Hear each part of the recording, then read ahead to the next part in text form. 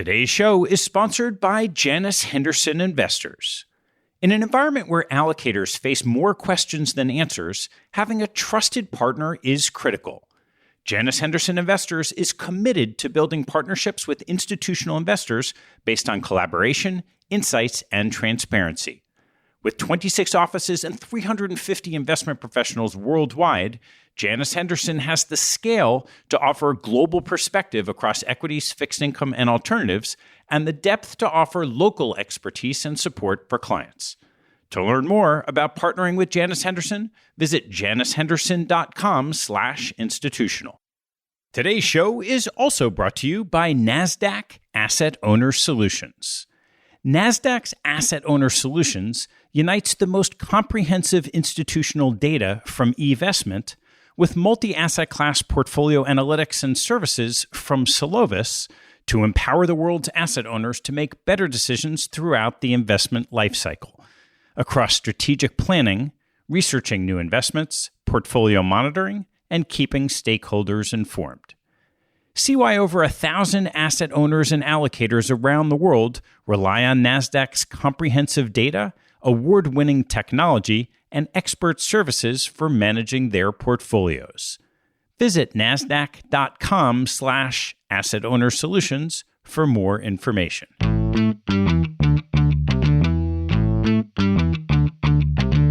Hello, I'm Ted Seides, and this is Capital Allocators. This show is an open exploration of the people and process behind capital allocation. Through conversations with leaders in the money game, we learn how these holders of the keys to the kingdom allocate their time and their capital. You can keep up to date by visiting capitalallocators.com. Today's show is a little different from previous ones. Our Chief of Staff, Hank Strmac, had an idea to blend investing with some fun. It turned out I had just the crew. For the last 20 years, 4 friends and I have met for dinner regularly to talk investing. 3 of them, Barth from BBR Partners, Jon Harris from Alternative Investment Management, and Meredith Jenkins from Trinity Wall Street, are past guests on the show. The 4th, Whalen from Truvvo Partners, was a colleague of mine at Yale back in the mid-90s. We recently got together in Brett's offices and riffed on a range of topics, including COVID, crypto, nuances in private equity and hedge funds, non-institutional investing, China, diversity, and ESG. We closed with a round on the 2 people who most influenced our careers. If you enjoy this as much as I do this crew, reach out to Hank or me and let us know. I suspect I can cajole them into doing it again. Until then, please enjoy my most recent gathering with Brett, Jon, Meredith, and Casey. All right, you're going to start laughing. All right, this is a little bit of a different show. So, quick intros, just so everyone can hear voices. Brett. Hey, Ted. Happy to be here with you. Case. Casey Whalen. Jon Harris. Everyone knows me. And Meredith Jenkins is going to be joining us in a bit. So, we have had dinner together talking about investing in life. We're trying to figure out how long.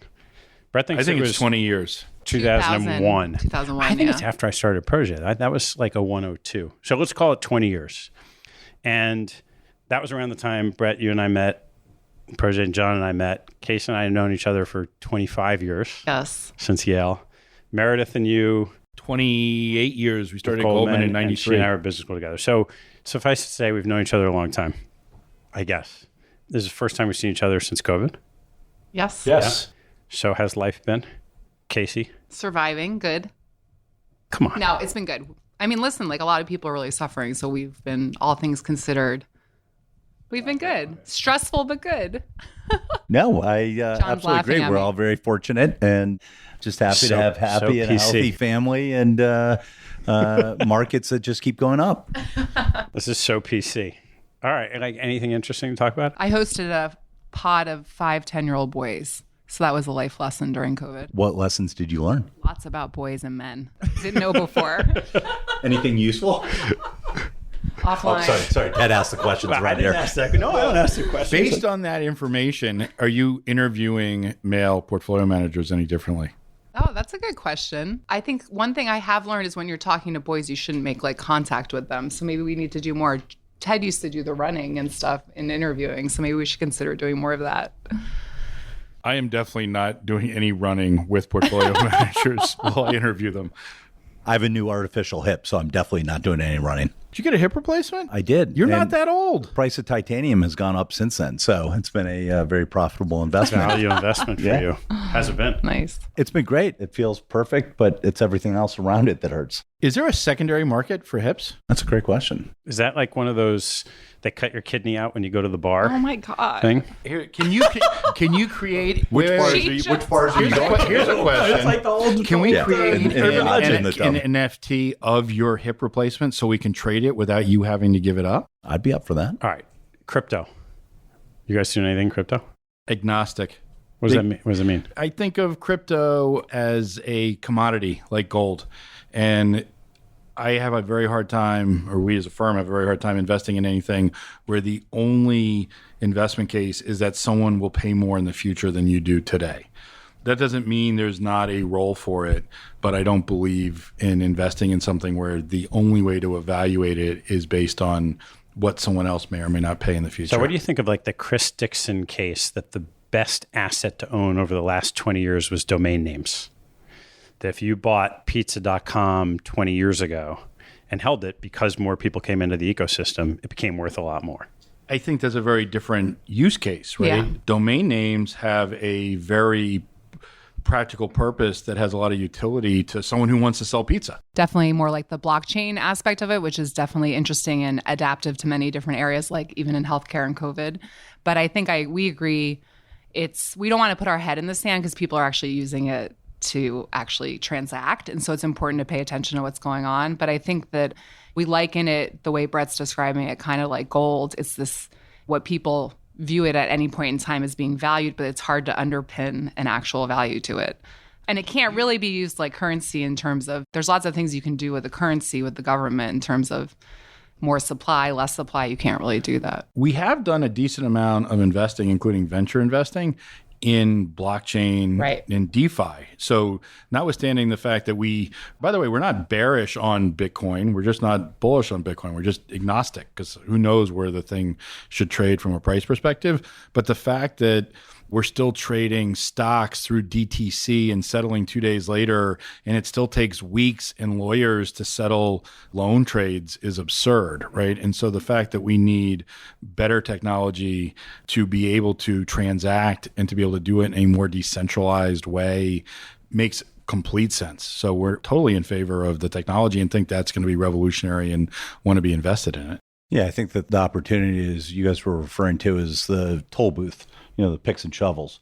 And so we've been focused on the security aspect of it. Well, you've been thinking about the cybersecurity stuff for at least a decade. But now that people you were ahead of your time there. Yeah, that's one of the few things I remember. You're so far ahead of your time. Listen, it's like always being bearish. We're never wrong. We're just early. So chain analysis is one. And so there's some great companies that it doesn't matter who's going to win, or as long as the technology is used, it's figuring out how do you sort of take advantage of that and be the toll booth. It's like going back to 2000. You didn't know which companies were going to win, but there were opportunities to take advantage of the growth and the evolution. So all this stuff exploded since we last had dinner together. And I'm kind of curious, how have you done the research on it? Because it's a whole new language. I listened to your podcasts. That's only going to get you so far, right? You could look at it, like it's easy to say, like blockchain's important, cryptocurrency, who knows, commodity-like, but it's just a whole different world. I think it's been interesting to watch the VC community. There were the ones who adapted it early, right? And then there's ones who are now slowly adapting it. So I think it's been interesting. We always get our best research from our managers, right? Across. That's the whole point. We want independent research. We want it from people that we think are critical, independent thinkers that can be intellectually honest. So I think it's been interesting to watch VCs who were not in it originally, who are slowly like dipping their toes into things and getting their thought on it, as well as people who were all in. I mean, you want to see all sides of the equation and then look through the research and what it says and how independent it is and what it looks like. So I think that's been for us the most interesting is just from our managers. I also think just as participants in the financial system, knowing how the financial system's evolving, how markets are evolving, we could talk about blockchain and crypto. You can talk about payment for order flow. There's all kinds of things that as allocators and investors, you've got to be aware of. And so spend a lot of time researching all those different topics. The second view that I'd say we're forming around all this is that it's a little bit like online retailing, or even Warren Buffett in his comment about airplanes. Like, this could be a game-changing technology, but the destruction of capital because of so much money flowing in, we could all be changing how we trade, how we clear, how we transact, how we communicate. But it's not clear any of us will have made money on that sea change. Uh-oh. Hey, Jon. Somebody calling? Is that important? No. Oh, okay. Light rain stopping. Light rain stopping. Oh, good. It's going to be dry. So how do you think it through? One of the things is talking to a lot of the end users, and whether it be in the financial services industry or looking at how governments are using it, who are going to be the people that need it, want it, or spending the time, and being able to talk to them and sort of get that sense. Also curious about this concept that it's really important to dip your toe in the water, be involved. We have a little bit.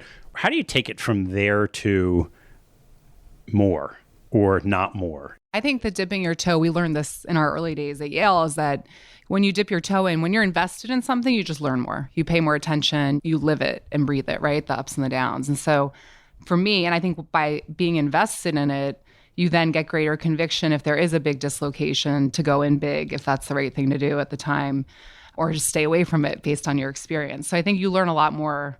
You learn a lot more when you're in, and I think that's the benefit of dipping your toes on the margin. And it's one of the benefits, I think, for all of us being multi-asset class investors, is we can dip our toes in without destroying portfolio value if it doesn't work out. You have to take a risk, and that's part of taking a risk, is thoughtfully doing that. And I think by dipping your toe in, you're able to do it in a thoughtful way and then learn more going forward. Right. And I would add, dipping your toe in isn't getting long the ecosystem. It's finding one or two really thoughtful partners who are sharpshooters. So you're not buying the asset class, so to speak. You're finding thought partners who can help educate you, and you're finding thought partners who you think are particularly good investors because they've got an approach that is perhaps more narrow than the whole ecosystem that you think will be particularly successful. I was afraid we weren't going to be able to talk names like we usually do, but you want to throw names out, or is that no? I knew that was going to happen. I'll also just add, is one of the key things also is that we've been seeing with especially a lot of family offices who may dip their toes in, but they start dealing too much with FOMO. And it's making sure that you understand, why are you making it bigger? What are you trying to accomplish? Sticking to that and being honest with yourself, because you talk to people, I mean, back a few years ago, you'd ask people who owns gold, and everybody would raise their hand, but then you'd follow up with the question is how much? And they'd say 25 bips, because they didn't want to go to a cocktail party and not be able to say, we don't own it. I think your dad used the term, it was a country club investment. Exactly. Everyone wanted to say they owned it. Exactly. Yeah. Let's see. Who wants to rat on private equity? I'm not. Everybody loves private equity. It doesn't matter the price. But it's nuanced. I just think these discussions, it's interesting when a whole, the institutional world, right, got into alternatives, and now it's all about private equity, but it's not nuanced. The discussion is not often nuanced. And I think I agree with a lot of people, the large, huge funds that are raising, we call them the coupon clippers, that are raising, sure, I'm going to offend some people, but too much money and it's misaligned. But there's so many other things to do in private equity. And we have this discussion with a lot of our clients, because we deal with larger size clients, that it's just this huge competitive edge. And I would argue it's less risky than the public markets. If you asked me to put another dollar today in the public markets or with our private managers, and I love our public managers, but it would definitely be in the private markets. If you don't care about the liquidity, which most of our clients don't need, and that's a huge edge for us, then you have so much more control over adding value if you can back the right GPs. And so it's just so much more compelling. And we're finding it across all areas, private credit, but it's nuanced. We're not doing cash flow lending in private credit. We're doing senior secured stuff that's backed by real collateral and really good credit analysis in the groups that are staying small. In private equity, we've moved to like growth equity. We're not doing a lot of buyouts right now because the valuations we think are insane and the leverage multiples are really high. We'll do some specific ones, but not a lot of it. So I just think like a lot of investing is nuanced, successful investing. And I think the discussion often doesn't get to that. We get to that with our dinners. Oh, that's right. But it doesn't often get there. I think that's a great point, right? Hedge funds, once upon a time, were an asset class, and it's moved on. I think private equity is the same thing, right? Whether you invest... Well, aren't they the same thing? Good point, too. Any hedge fund managers not do privates? Yeah, exactly. Also a good point. But whether it's growth or buyout matters. And we have a big view that we divide the private equity world, and Coupon Clippers is an interesting one, where it's managers who are focused on enterprise value of the management company and managers who are focused on investment results and generating performance fees. And one of the nice things about the enormous amount of assets in these giant public companies is that they care about raising assets and they need to put that money to work. And so from our perspective, one of the other things we love about private equity is if you can create food for that ecosystem, it's a risk, wash, repeat process of I buy something small and I sell it to the big guys. We sell it, the multiple arbitrage too, right? Does that mean that if you go back to the old days of Swenson, that you won't touch anything that's a public company GP or a fund run by a public company because of that conflict of interest or their separate interest from yours? I wouldn't say no. I think any one of those hard and fast rules is difficult. We do have some money with some of them, but Did you have money before they sold out, or? A little bit of both. Yeah. Because there's no hard and fast rules. But one of the nice things about these bigger firms is they've got, again, it's nuanced. They've got some managers that are incredibly talented that run products in silos that I want to be invested in that we're not going to exclude just because they're part of public companies. Yeah. But for the most part, the vast, vast majority of what we're allocating to is not. So how do you think about those exceptions? Well, we don't do as much in the large case. So I think it would have to be somebody that's doing something unique in the marketplace. I just think it's as you get bigger and larger, it's harder to be doing unique things. Your universe gets smaller of the things that you can do, and by definition, right? So I agree with Brett. Like, I think hard and fast rules. And by the way, we also would say that there's many ways to make money, and there's certainly people who've done the larger funds and been really successful. It's just not the approach that we've taken. We think we have a better... Especially the GP funds. Yeah, we have a better hit rate with groups that we feel like are super talented but smaller and are willing to do. I think the biggest thing is the multiple arbitrage that you can get. And I think I agree completely with Brett. Like, we sell to those guys. Our managers sell to those guys all the time. Those big guys have done great. Yes. Being long and levered has been a pretty useful strategy. It's definitely worked. Occasionally there are short periods of just pure fear, but for the most part, being long and levered has been a great strategy. Yeah. By the way, that's how they all got really big. Well, and they have to be in the ecosystem. I mean, I was talking to someone recently. The compounding effect has also applied. Think about the endowments 25 years ago. I mean, when I was, I think at Yale, I think it was $4 billion and it was $7 billion when I left, and they're at over $40 billion now. And if you earn what are the returns last year? Like 30, 40, 50%. Oh, yeah. Career, and probably so best ever. Think about that on $40 billion of assets. It's a lot of money. Meredith's here. Yes. Hey, hi, everybody. Hello. So wait, we started by saying like how ridiculously long we've known each other. Yeah. You and Brett have known each other longer than anyone. Uh-huh. And you had the most hellacious last couple months of any of us. So you're doing okay? Everyone's had pretty bad last couple months, it seems like. But yes, I'm doing much better. Thank you. We got to figure out, we only have 4 mics, but 5 people. So just talk. We'll get really close. You got to be Casey's learning. Who just recovered. I can't hear you. Right. Thank you. I'm going to be right next to the person who just recovered from COVID. Wait, so Casey had COVID. Mm-hmm. I got COVID. John had COVID. Mary, your entire squad. Had a staph infection. Spent a lot of time in the hospital. Brett, you've been healthy? I had COVID in March of 2020. I was an early adopter. Nice job. Thank you. Yeah. No, I just had an MRI on my ankle yesterday, but other from that, I'm good. It's just being old. In this case, it's true. So, Mare, we talked crypto. Yeah. And got all the basics. Like, okay, yeah, it's important. Don't like the commodity, like the blockchain.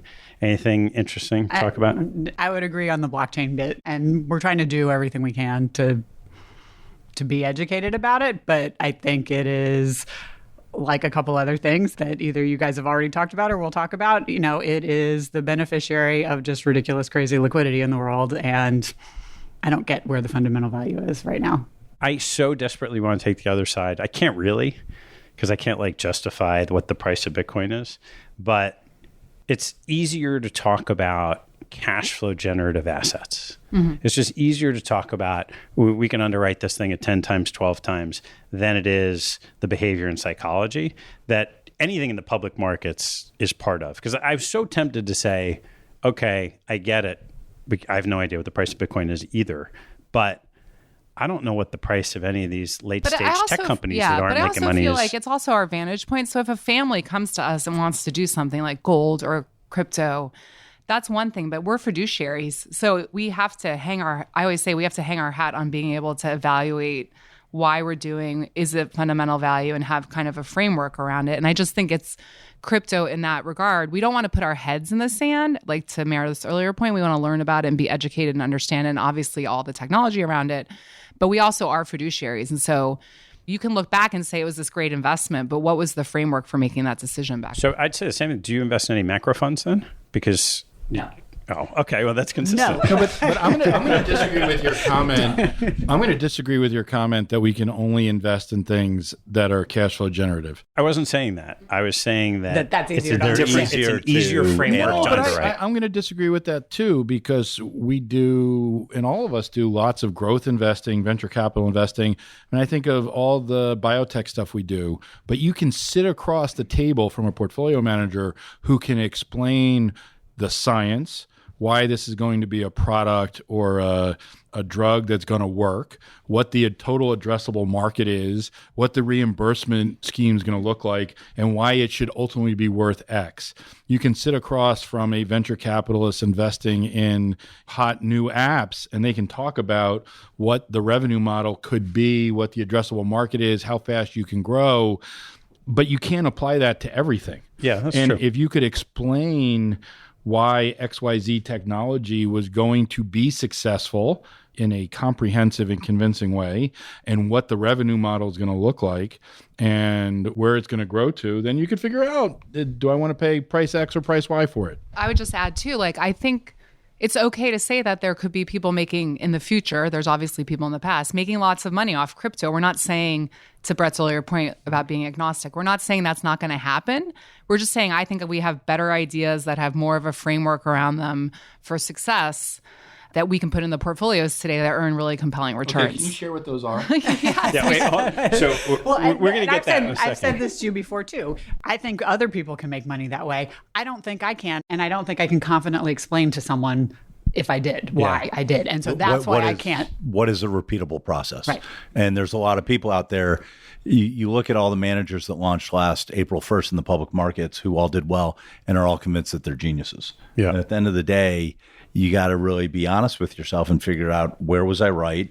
Where was I wrong? And you could be right and still lose money. You could be wrong. You could still make a lot of money. Yeah. I want to go back to something that Casey said, which is super interesting, because it's like I'm in a slightly different seat now until next year when you all invest in my fund. But that's a separate thing. We haven't even talked about that. Fun. Yeah, it's coming. The idea that as a fiduciary, you need to be able to underwrite something you can explain to something else. I'm curious if there are other things that you think that you would invest in your PA, or you do if you have it, if you're allowed to, that you just can't get comfortable with underwriting on behalf of other people. I mean, personally, I think you're always willing to do things. We always love that we can invest in ideas with families, right, that are uninstitutional, but we always put an institutional due diligence process over it. And I think when you do personal stuff, sometimes it doesn't have to have that layer of due diligence on it, because it's just a different decision. So I do think the fiduciary thing is different. It doesn't mean we can't do uninstitutional things, because I think that's how you make money. But you have to be able to put that lens of due diligence on it from the institutional side. And we have to have a framework, to Jon's earlier point. If it fails, which happens in investing, we have to understand why it happened. And did we identify the risks up front? That most cases when things don't work out, we have identified the risks. It's not like we didn't know. And I just feel like, what do you say about some of these assets like crypto? Everybody decided they didn't like it anymore and it all went down. It's just a very different. Yeah. Well, I'm curious to get away from crypto and say, are there things generally for any of you that you feel like you would invest in yourself, but you won't necessarily on behalf of clients? I'm thinking of one thing in particular that we're spending a lot of time on right now that were it just me, I would have put my money into it yesterday, but we've been burned in it. And you'll understand when I say what it is. But if you're looking at frontier markets in sub-Saharan Africa, I've had both phenomenal and absolutely awful experiences there. I would today absolutely put my money in it yesterday, given where valuations are. And if I'm a long-term investor, I do think it's going to come back. Valuations are crazy, crazy, crazy low.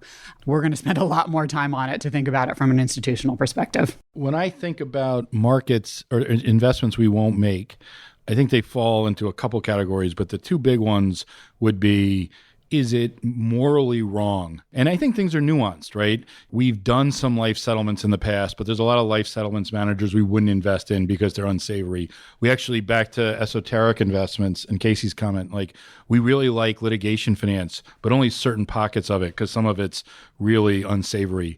You mentioned private credit, right? There's some loan sharking out there that's really ugly, but that doesn't mean private credit's uninteresting. So, but those are lines I draw personally as well as professionally on behalf of my clients. Like that's not a differentiation.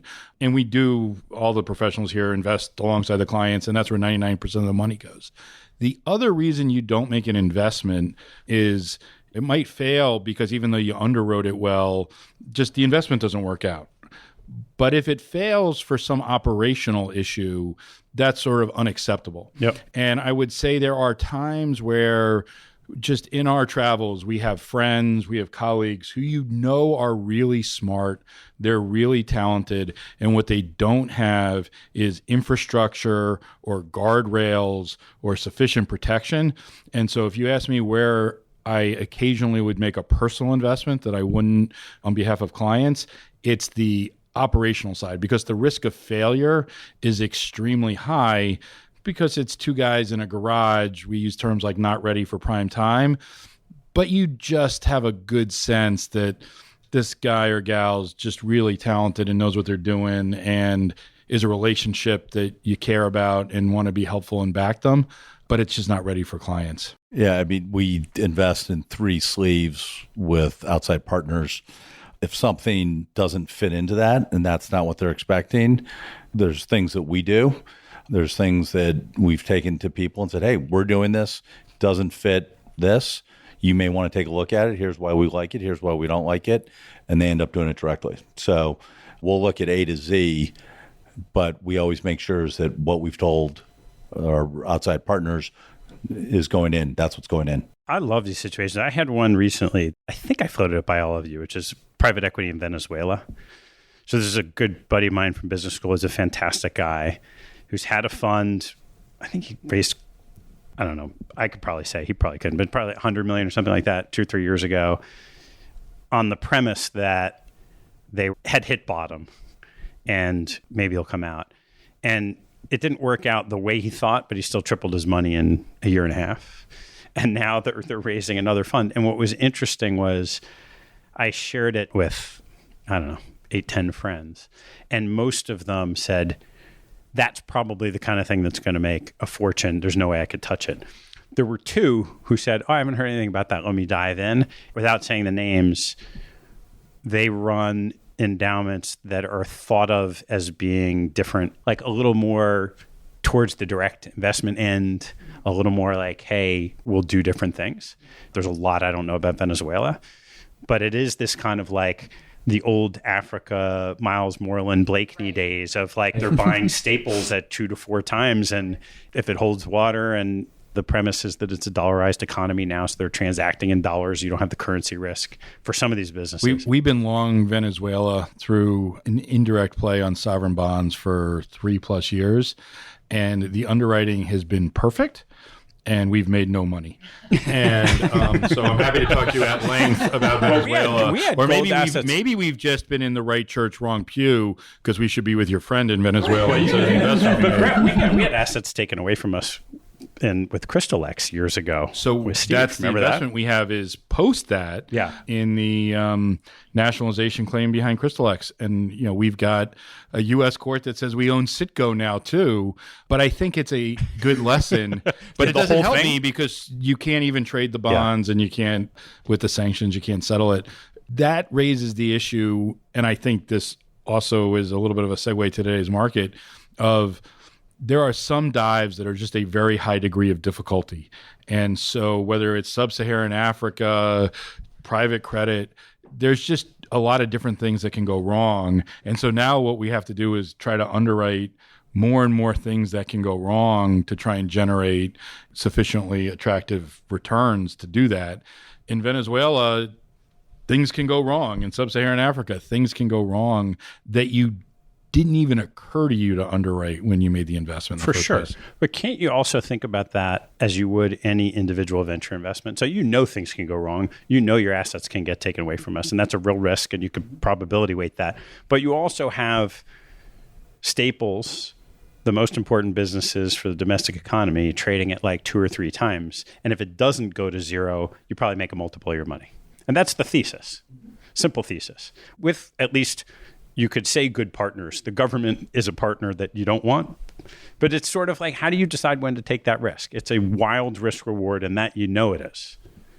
What was stunning to me was of 8 out of the 10 people, I'm making up those numbers, but roughly 8 out of the 10 people I ran it by wouldn't even look.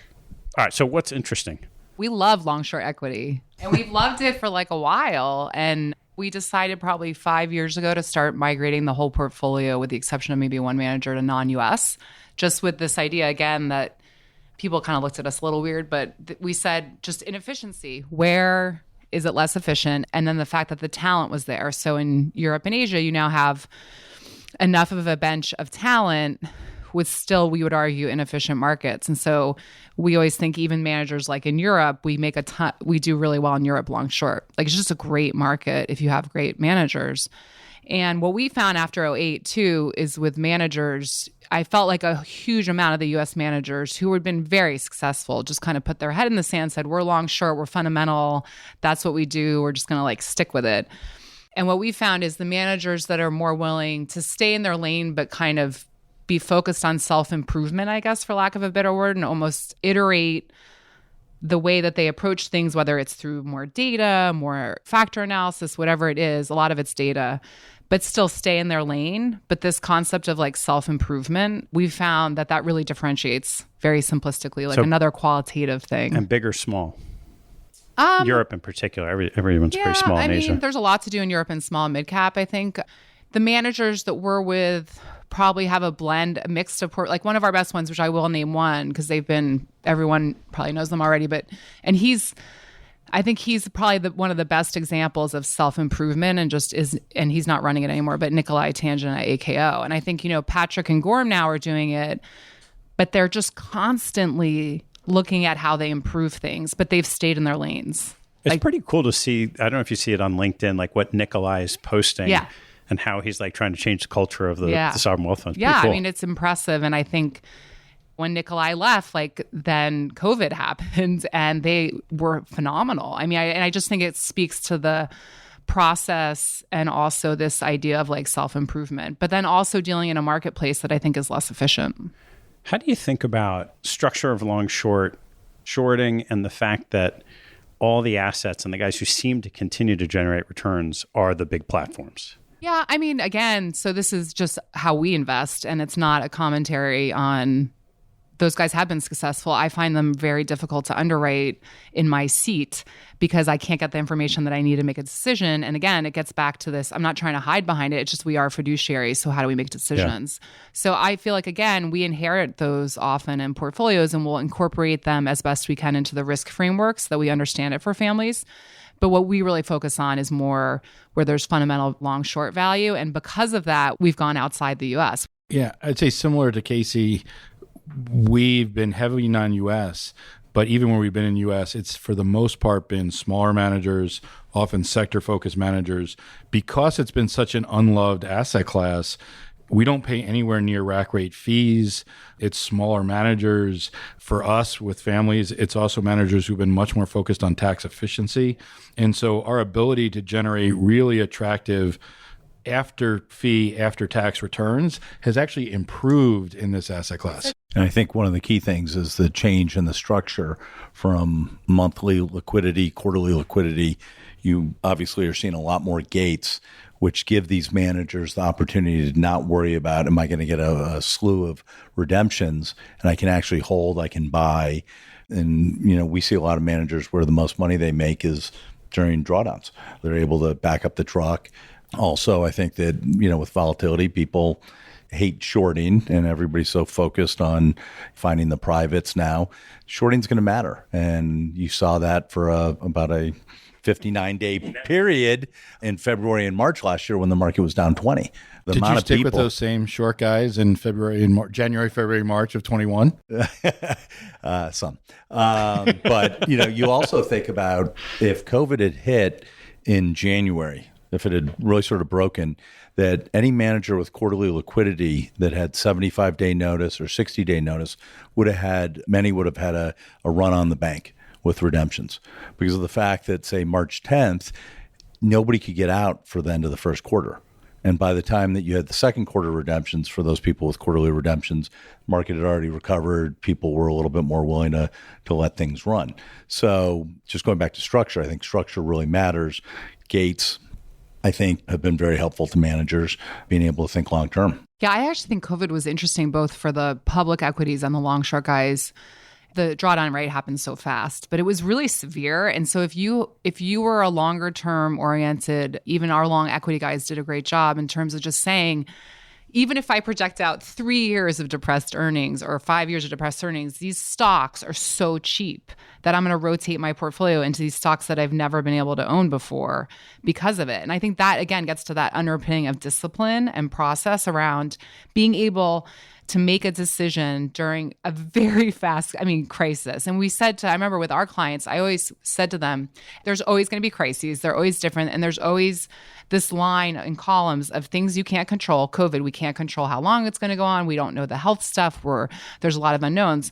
But you can control other things like what price you're going to pay for an equity and making assumptions that are severe about how long you might have depressed earnings and still making a decision under that framework. And we were very impressed with how well a lot of our public equity and hedge fund managers were able to make decisions around that. I'd agree completely. And I think it also goes back to being able to underwrite it. You, in March of 2020, could talk to a manager and they could explain why they loved Hilton. It didn't own assets anymore. It was really a reservation system. They'd be losing $50 million a month. I forget what the number was, but they had 37 months of liquidity. At some point, the pandemic's going to be over and they're not long assets and they've got plenty of liquidity to survive. Or Visa, yes, consumer spending was going to be down, but it's a company with zero debt and the trend for electronic payments was going to go up. And I could give you lots more stories, but managers were able to take advantage of dislocation who could move quickly. And there's something about long short managers and the type of capital that they have that they were able to move quickly. And so long short performance in 2020 was exceptional. And ours was exceptional without it being growth driven. So then we didn't get slammed in the first quarter of 21 with the rotation happening because it wasn't a growth driven performance in long short for us, at least. We had both. So it helped in 2020. It hurt a little in 21, but we also had the value guys, like the energy guys were up big in the first quarter of 21 too. As Ted told me once, being diversified means always having to say you're sorry. That's very true. And also always being able to gloat. Exactly. I've always got something that does well, and I always have something to apologize for. So over that period of time, one of the questions on that long short strategy is the structure of the bucket. So it's one thing to say, oh, you can rotate your longs into these growth stocks that are now trading like value stocks. It's another thing to get net long. And I'm just kind of curious, did you guys see people breaking out of the confines of, oh, I'm Jones model, 120 long, 60 short, but now I want to get long because the opportunity's there? Yeah. So what we found, again, we don't like macro bets on exposure, but we think that our managers, back to the earlier point about data and everything, they actually were already getting data on China. So if you had, even in Europe, one of the managers does a lot of companies that have ties into China. And so from their data analytics and stuff, they were already getting signals to kind of pull back. So they had actually already, going into COVID, reduced the net to begin with going in, so that they actually were able to be a little bit more offensive coming into COVID. But on your point of nuanced versus generalized, like this is one by one. Like what were you seeing inside your portfolio? It wasn't every manager that's doing that, right? Well, it was a decent, we don't have that many, first of all. We probably have 6 to 8 at any given time of long short equity managers. We're pretty concentrated.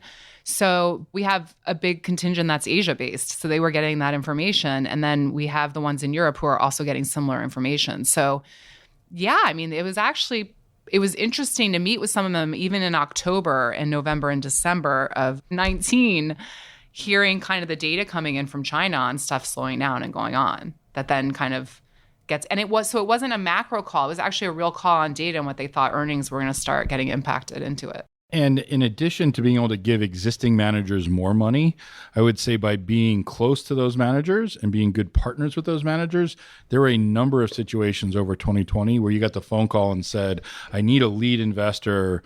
I want to back up the truck on this theme or these 3 names or this name individually. And so it's not just being in a hedge fund, but it's special purpose vehicles, sidecars, and other things that were created. I'd say we were as busy as ever in doing one-off investments. And that's part of being a good partner, being able to write a decent sized check, being able to do it quickly. I would actually circle back to Casey's point on manager learnings over time. It seemed to me, and this is more just speculation, but just from watching it and how quickly it moved, that the past 10 years taught these managers, like, as soon as you see it starting to crack, go all in. By the dips worked forever. I think like Japan is a wonderful long short market. And are there any hedge funds left? And we're in one together. And you can go and visit them all in 2 days. Yeah, exactly. But the best part is that you get this, again, non-nuanced view that people say Japan demographics are terrible and like all this stuff. And I'm like, but we're talking about a long short vehicle. Yep. Like it's super interesting, right? So we would argue some of the long Japan stuff's interesting too. But I just think we get the same thing with Europe. Like, why would you invest in Europe? And we're like, because it's long short and it's like super inefficient and there's talent and it's great. Like, there's all these things to do. So I just think, again, trying not to get into this trap of the conventional wisdom at the top that's just like a blunt force object and really thinking through the nuance. I still think between John, Brett, and Casey, they're the only 3 people on the island of Manhattan that are bullish on long short, but I get that it's nuanced. With all that said, thanks. I'm just trying to look. There was a pause in the conversation. What do you expect me to say? The 3 of them, actually. Thank you. There's 4 of us on the island of Long. Obviously, I agree too. It's not. It's like it's a subset of it, right? So I'm sure that many people have had very terrible experiences along short. I think, if you're still invested with the managers you were invested with 20 years ago, I'm not sure you've had a great experience. It goes back to the nuance. Do I want to be in the HFR long short equity index? Not a chance. Do I want to be with a handful of managers with great fees, great, Fees. Right, we're going to hold on. But I'm actually, by the way, I'm surprised I haven't heard from John because John actually cares more about fees than you run. Actually, I care about the headline fees. John cares about how much money they spend on their audit. No, how much they spend on their private plane. We're getting to the Jon Harris frustration segment. I have one question, though. The biggest difference between today and when we started for you is your size. What you were talking about being super busy because you get the first call or a first call from your group of managers, a big part of that's because you got a big balance sheet to work with. Because your business is what, 20 billion now? A little over. Yeah. But I'm not sure 20 billion's big, right? I'm looking out the window and BlackRock and Blackstone are literally within a 7-iron from here. So your definition of big varies. I think for us, one, longevity helps, right? We've been around 21 years on average. We've been with a lot of these managers a decade or longer. You've become good partners. And so they know you well, they know what you like, and they know you can move quickly. And so I think, notwithstanding the size, having a process that is rigorous but can be quick helps. I also think we can write a $50 million check across our clients. It can be bigger if we need to. It can be smaller if we need to. If you had to put $1 billion to work, it limits the opportunity set as well. So it's that sweet spot size. Someone said it earlier. I just feel like we were all maybe raised on being actual partners. Like I have to...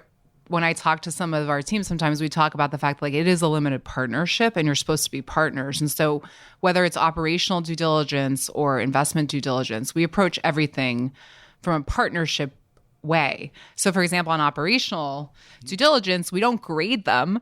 We have a conversation with them. And then if there's areas that we think are lacking, we help them. We're like, they literally call us. We're like, we're not one of their biggest investors, but managers will call us and ask us for advice because they feel like it's safe to ask us. We're not going to grade them and put them into the like blacklisted category. We're going to actually help them solve it.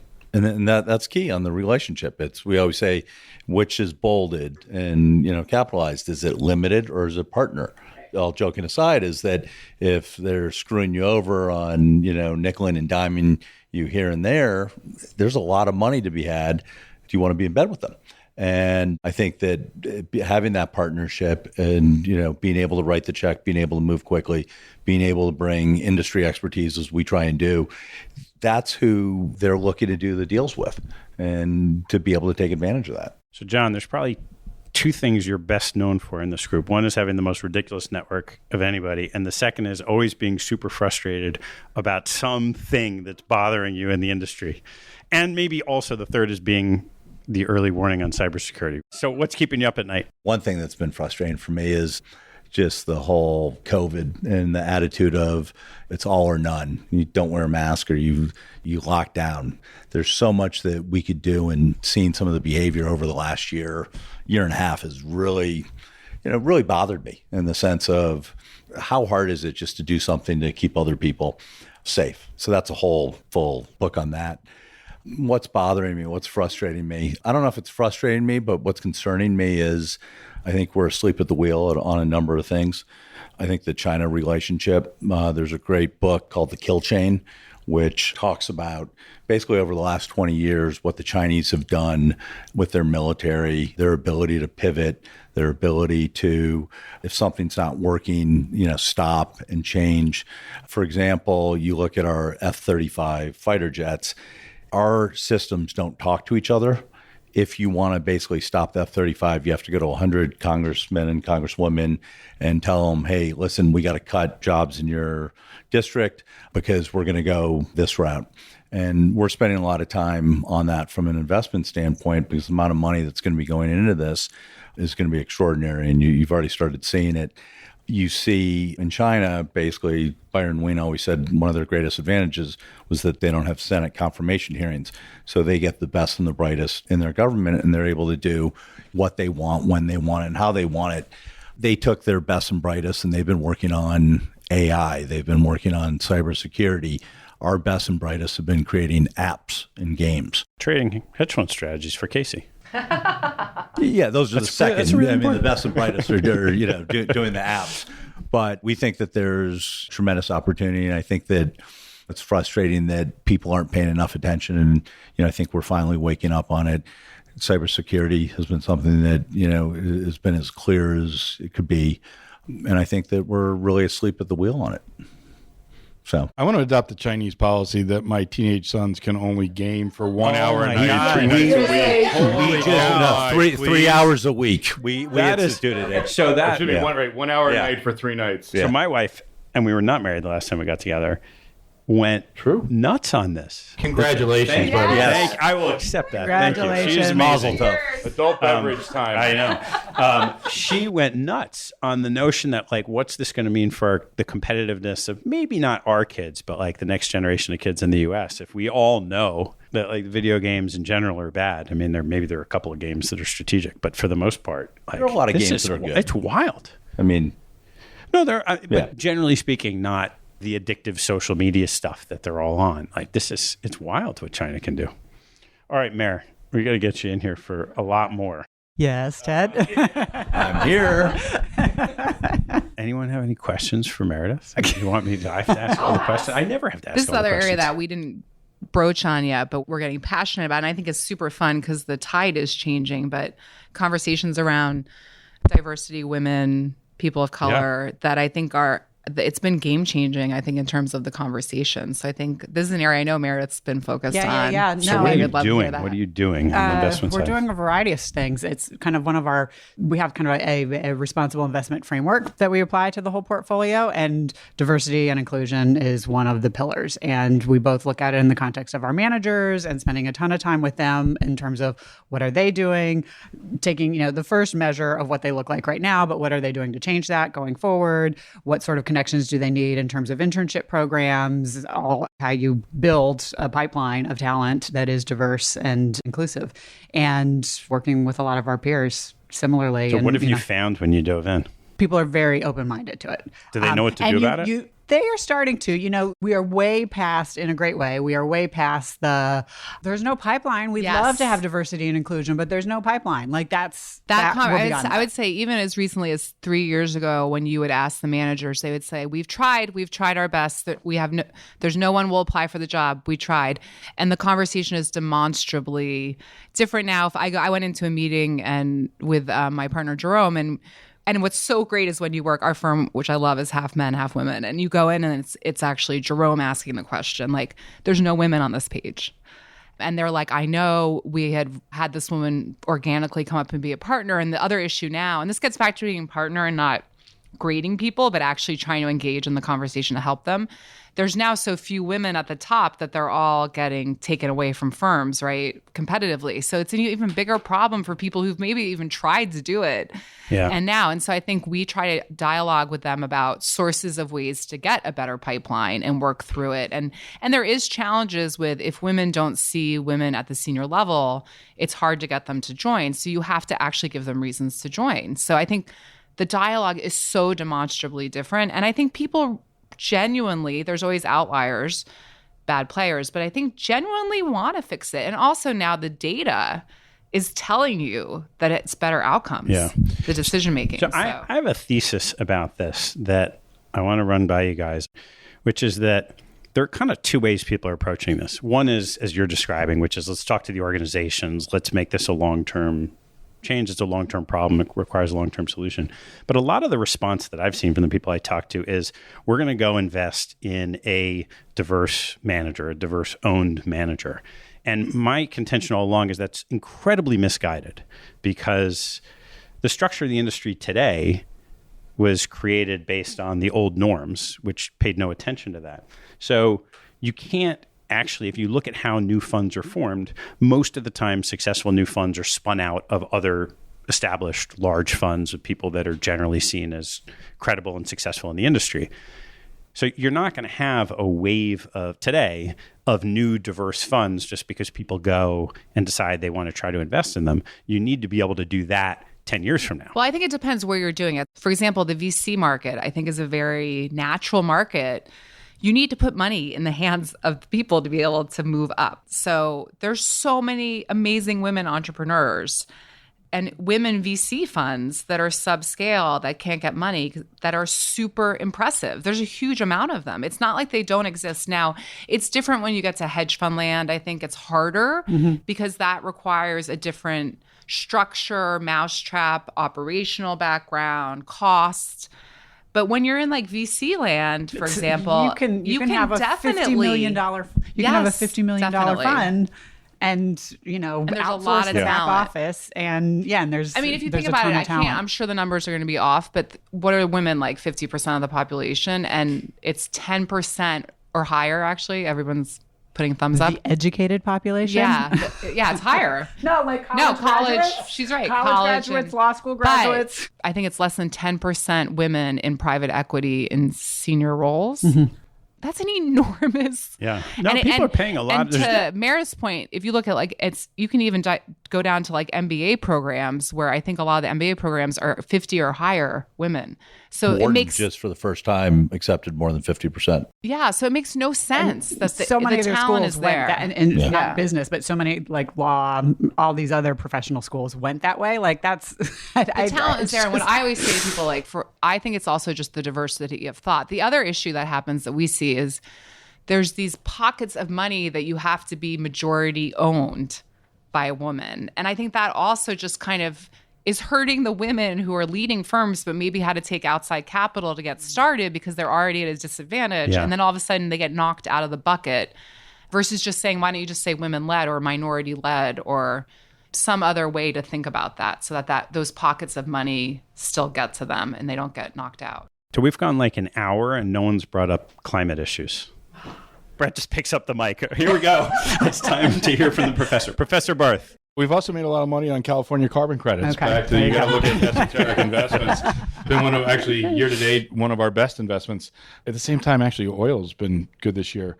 Two things. One, clean and dirty at the same time. Both. Zero. In all seriousness, one, we've done a detailed ESG review of every single one of our managers to know what are their policies, how do they think about investments.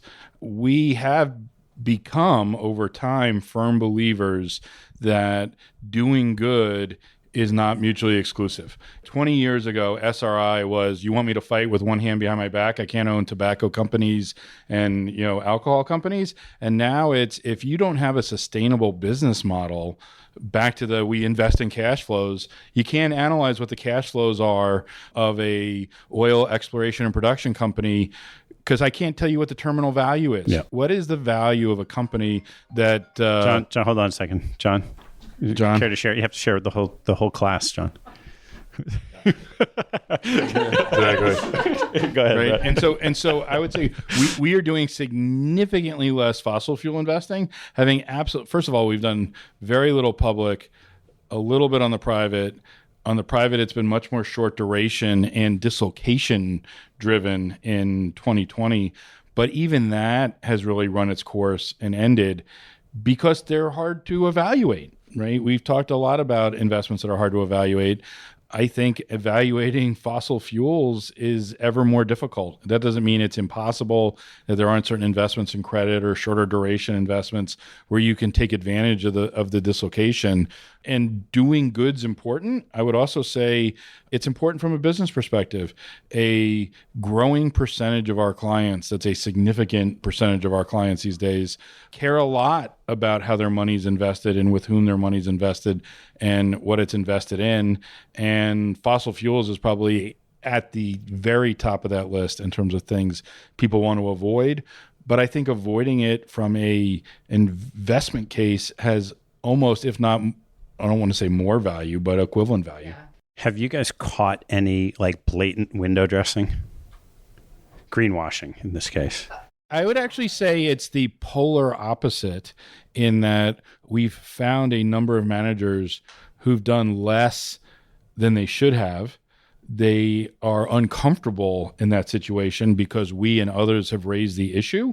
And then they've used us as a partner to say, well, what are best practices? What are some of your other partners doing? And how can we do better?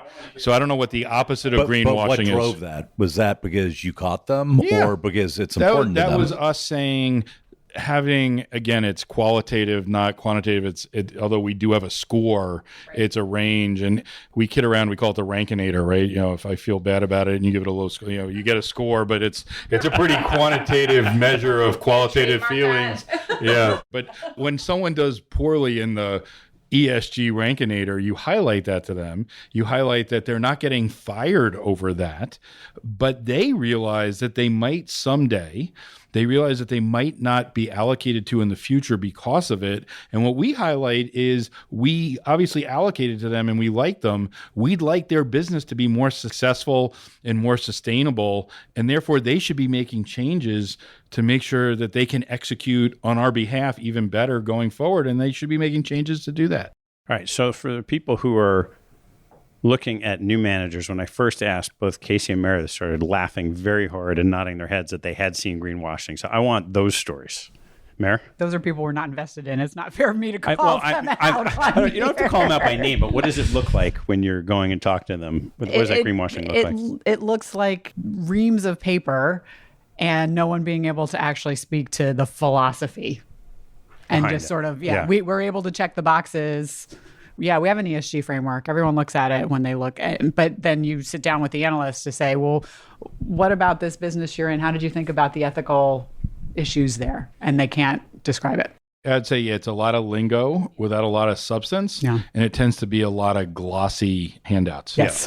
Yeah. All right. I have like one closing question. We'll do a round on. I think we can do that. This is more talking than you've done in any other podcast. I told you, I kind of like this, Ted. You get to ask us a last question. Yeah, I think what about each of us should be able to ask you Well, you can a do last that question. too. That's why I asked you if there's anything else. No, I said all along, like, this isn't an interview. Finally, I don't have to ask all the questions. So I'm asking everyone I can answer to, which two people have had the biggest impact on your professional life? And we're going to start with Casey. Well, David Swenson, obviously, and what a super sad year with everything else going on, both, and actually I can say professionally and personally. Just, I was talking to someone about having your parents know you as an adult, but they know you in a different way. And so having someone who's been with you since senior year of college or whole adult life and losing that's been really hard.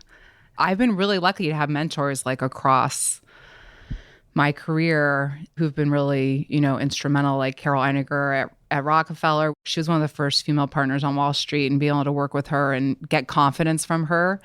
And kind of the approach at Rockefeller was similar but different enough that it was kind of great training. So I've just been, I think, really lucky to have great mentors throughout my career. Full circle with Paula taking over. I know. It's so great to have Paula, who's a dear friend, taking over at Rockefeller. Rockefeller is such a wonderful, amazing institution with all those awesome scientists there. So it's really fun to have her taking over the helm. John? I mean, number one was my father, who dragged me to meetings from the time I was a little kid and dragged me to, investment committee meetings starting when I was, I think, 19 or 20. I mean, I always joke that we went to baseball games and football games, so it was a normal father-son relationship, but he was giving me Howard Marks letters in the early 90s, and, just watching him evolve. I mean, he went from, when he started his career, from the trading desk to M&A, which not a lot of people do, but then he made another transition into an investor. And when he left in investment banking and joined the Pritzker organization and a number of investment committees. So he's always taught me it's about people, number one. And going back to the earlier comment about partnerships, identifying number two would be very difficult. I was blessed as a kid being around people like a Jay Pritzker, who, when I was 12, I had to give a speech on the person I most admired outside the family, and I chose Jay. Just watching and being able to sort of sit there and listen to deals over the years, getting to know Paula Valent early. All you guys, I've learned a lot. Some of it has even been useful.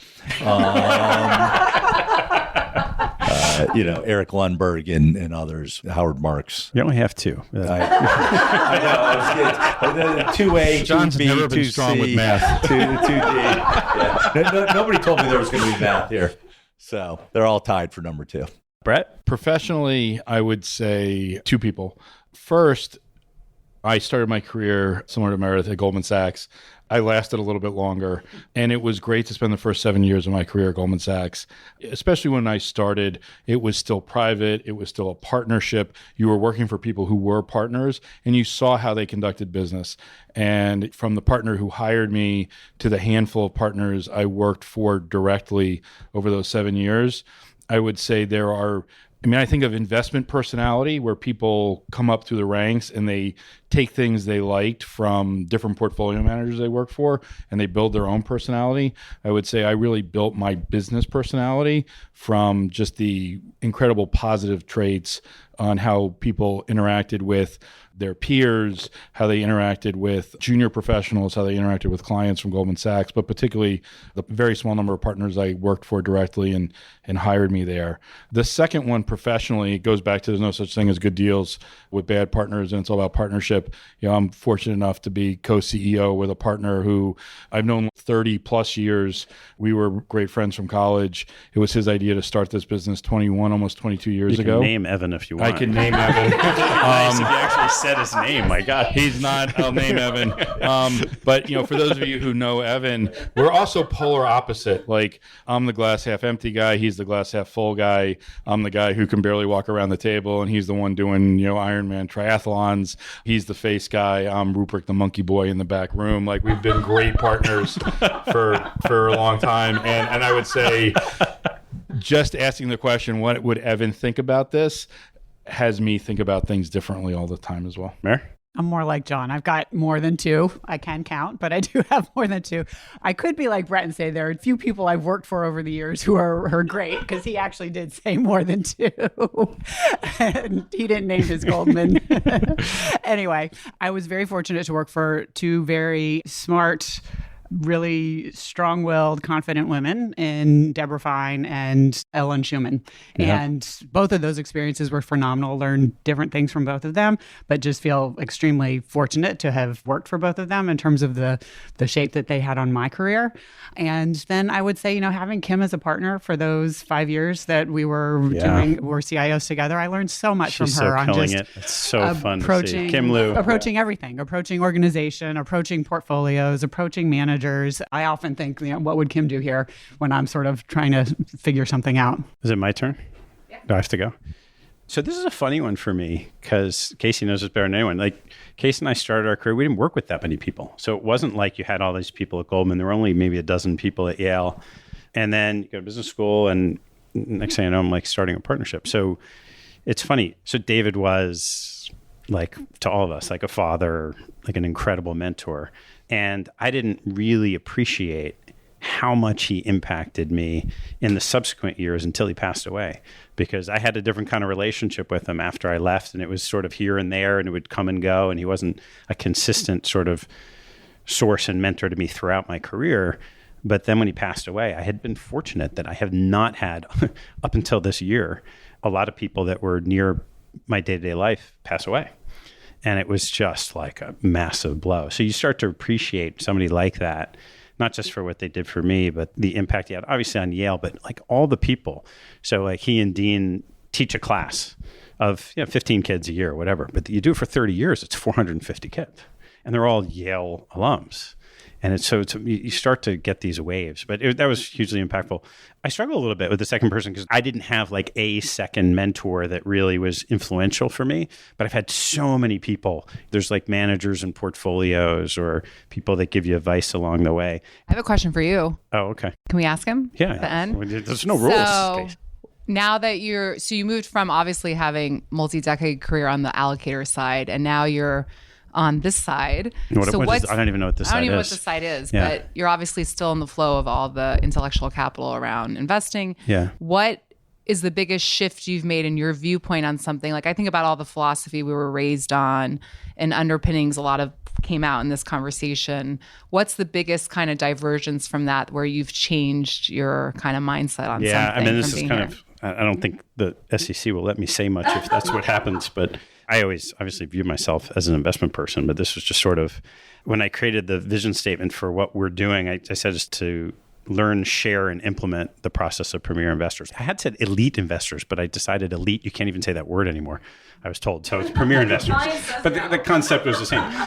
So the first thing is potentially elite. Yeah, the first thing is the biggest difference, which is a huge contrast. The huge contrast from where we started is I love sharing things with people. And when we worked at Yale, you weren't allowed to share anything with anybody. But you know what's funny about that, though, is the nonprofit world all talks to each other, and then you get to for-profit. And so, like, I think like people are kind of shocked sometimes that Brett's team and our team like talk all the time, and they're like, "You guys are competitive." I'm like, "Well, Brett's slightly bigger than we are, but our teams, I think, I in had particular." lunch with another competitor earlier today. Yeah. I mean, I think one of the things I love about this business is it is collaborative. Yeah, that Jon and I can share manager meetings and we trade names, and I think it even goes back to the 20 years ago. We had dinner together and talked investment ideas and traded manager ideas and asked, we're still sending each other emails on, have you heard of this person? Or what do you think of that idea? And one of the things I love about this business is that you get to talk to other smart people and share ideas and be collaborative, and that the world's a big place. I'm not looking to, put up on a billboard every manager we're allocated to, but there's a lot of smart people you can share ideas with. That's awesome. Yeah. That's what makes this, among other things, so much fun. So, Case, I'd say that's the first thing for me is like that part of it's just who I am. And we were in a box where I wasn't able to do that. The other part of it for me is that when you're trained in a certain way of thinking, so we were trained value is good, value investing is good, and that's your formative experience, it takes a while to get to the place where you understand, okay, you can intellectually relate to that, but that doesn't mean that's how you best invest. And so it was only about a year and a half ago where this became a little business and it was okay for my life. I started investing my money again, and it was so much more in sync with how I feel I am as a person, what I do best, which a lot of it is how can I help add value to the people I'm investing with. All right, I think we should wrap it up. That was super fun. I want to talk to you guys about my fund. I can't do that on the air, so we're just going to shut it off. Thanks, guys. Thanks for listening to this episode. I hope you found a nugget or two to take away and apply in your investing and your life. If you'd like what you heard, please tell a friend and maybe even write a review on iTunes. You'll help others discover the show, and I thank you for it. Have a good one, and see you next time. An important disclaimer from Janus Henderson Group, PLC. Investing involves risk, including the possible loss of principal and fluctuation of value.